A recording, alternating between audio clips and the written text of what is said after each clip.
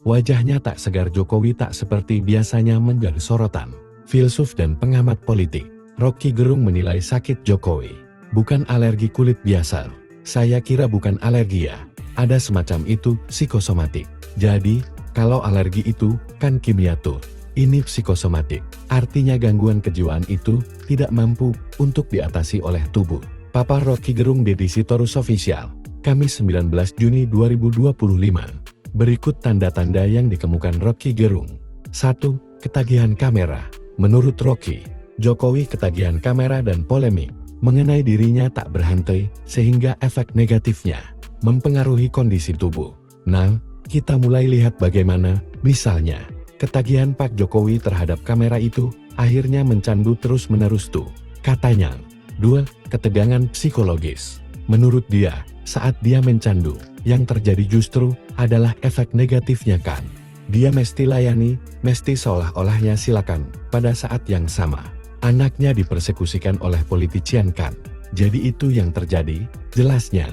3. Tak bisa diobati. Ketegangan psikologi yang dialami Jokowi dan sudah tidak bisa lagi diatasi dengan obat-obatan. Jadi, sebetulnya ketegangan psikologi itu, jika tubuhnya tidak kuat, sistem stresornya mesti diatasi secara kimia, ujarnya. Ia curiga obat-obatan, minum Xanax, atau obat penenang sudah kerap dipakai dan itu sudah kebal. Karena Pak Jokowi itu ada ketegangan psikologi luar biasa, jelasnya. 4. Tekanan publik. Ahli filsafat kelahiran Manado, Sulawesi Utara 20 Januari tahun 1959 ini menambahkan, ketegangan psikologis Jokowi bertumpuk karena adanya persepsi negatif publik. Setelah dia turun itu, tidak berhenti dugaan-dugaan negatif terhadap perilaku beliau selama pemerintah. Itu menyakitkan. Karena mungkin Pak Jokowi melihat Ibu Mega setelah lengser ngurusin PDIP, Pak Prabowo sebelum jadi presiden ngurusin partai, Pak SBY secara lengser melukis, ngurusin partai, kata Rocky. 4.